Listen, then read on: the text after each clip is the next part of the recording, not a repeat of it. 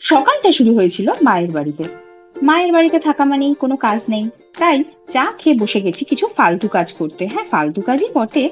নিজের বিয়ের পুরনো গয়না, আর্টিফিশিয়াল গয়না বেসিক্যালি, সেগুলো নিয়ে বসেছি। এগুলো আমি ননি থেকে কিনেছিলাম।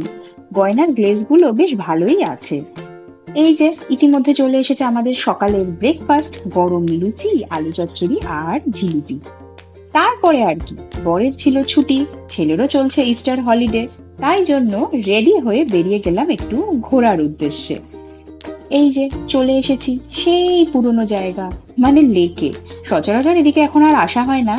বিয়ের আগে অবশ্য এককালে আমি আর বর এক হাত ধরে প্রচুর ঘুরে বেরিয়েছি, ছেলেকে নিয়ে প্রথমবার। যদিও সে তো আর জানে না। যাই হোক, রোদটা কম থাকায় ঘুরে বেড়াতে আমাদের মন্দ লাগছিল না। নদ- নদীর ধার, নদী না সরি, এটা তো লেক। লেকের ধারের জায়গাগুলো দেখলাম বেশ ভালোই মেনটেন করেছে। আমরা ওখানে অনেক বছর পর গেছি, তাই আমাদের বেশ ভালোই লাগছিল, পুরনো স্মৃতিগুলো মনে পড়ে যাচ্ছিল।